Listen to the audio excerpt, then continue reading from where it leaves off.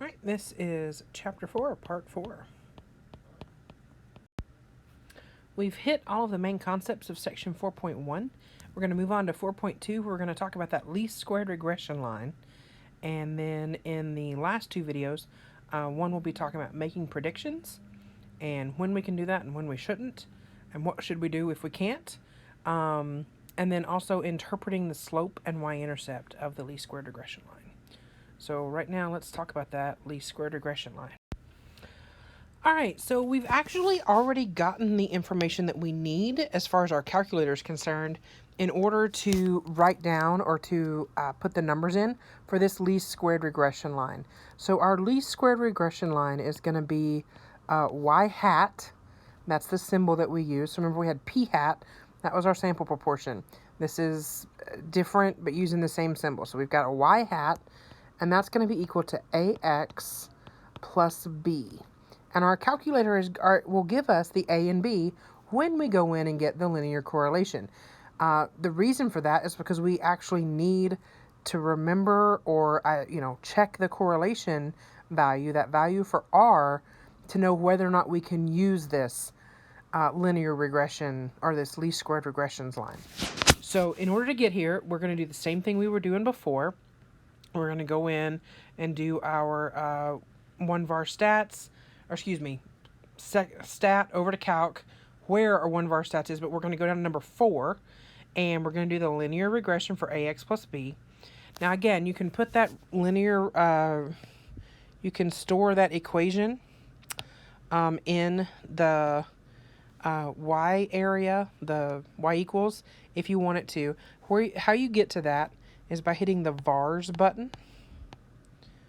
And so we've used second vars to find the normal CDF and inverse norm. So same button, but we don't hit second. So the vars button, we're going to go over to y vars. And then we're just going to hit enter twice.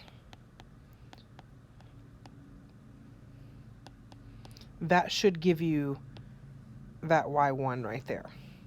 Now, unfortunately, it doesn't stick for some reason in this table. Some of them you put it in there and it'll stay and you don't have to go back and redo it. For this one, you do. But you don't need it every single time, only if you're going to try and see what the line looks like with the graph.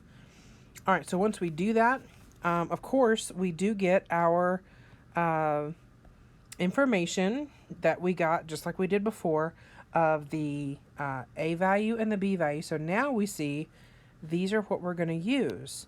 So let's see, I'm going to use different colors. So a, that's our slope, right? Ax plus b. The number in front of x, the number from the variable, that's our slope. Now we're used to seeing, let's see, make it a pen again.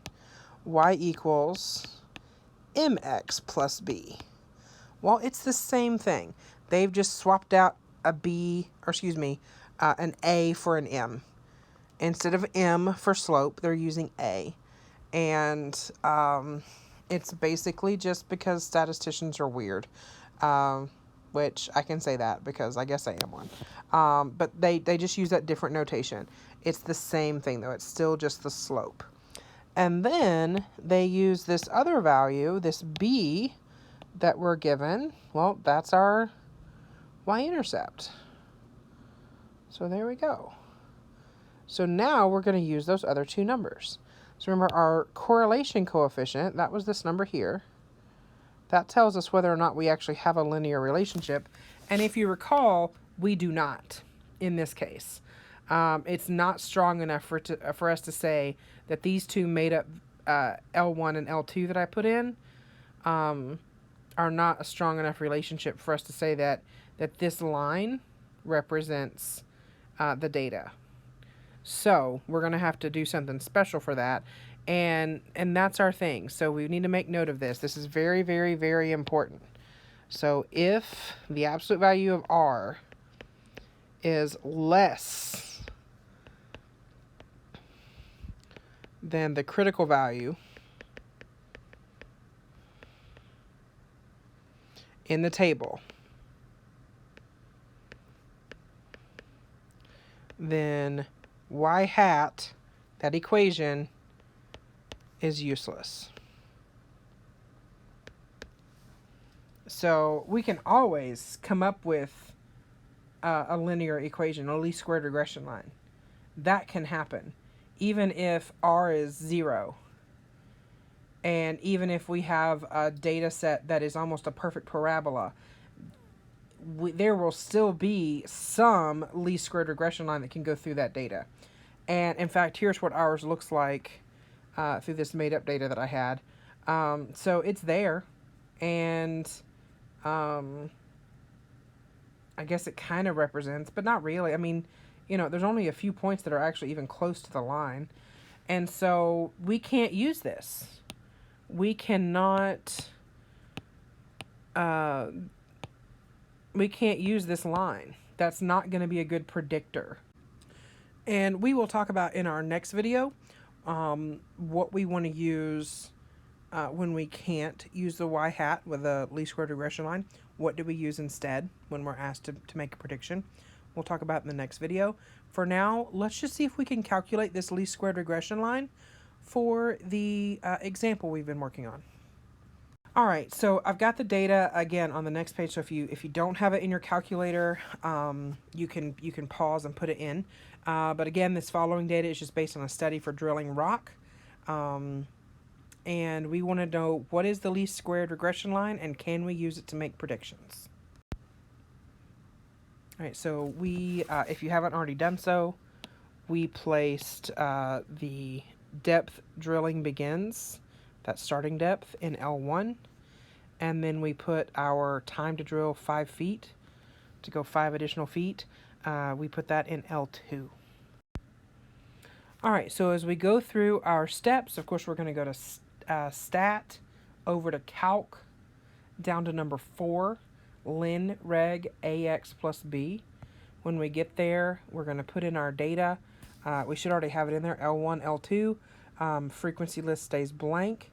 And we actually already had this pulled up. So this is the same screen that I had from before. Remember now, our calculator just doesn't put this extra notation, but this means y hat. So that's what it's giving us, that A and B. So this is, whoops. B is this number right here. A is this number right here. And so quite literally, we're going to put the equation, we're going to write it out when it says, what is y hat equals, and it gives you this box, x plus, and then another box. You're just, whatever it asks you to round to, let's go to 3 decimal places. So my slope is 0.01155. Oh, let's see, I didn't round that correctly, did I? That would round to a 2. There we go. And then x, that's the number in front of x, that's the slope. And then my b, my y-intercept, is 5.527. And so that's what I would say. That is my linear regression, least squared regression line. Now, can I use it? Well, being able to use it means I've got to remember to look at my table. Now, again, I only have row for 12 right now, but you can, some of the problems have it, but if not, like I said, I have a Excel file in Momentum under the content section for chapter 4. You'll be able to go in, you can open up that Excel file, and it has through 30 and maybe further if I found it before I post it, and I haven't looked yet, but at the time of this recording. So at least to 30, maybe more. In this case, we already saw this, but we said yes. This value here, this 0.773, is greater than 0.57. So there is a linear relationship. Therefore, we can use,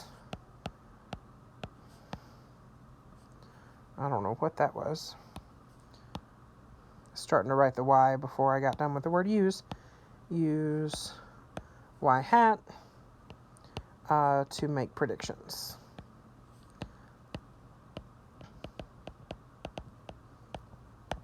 Okay.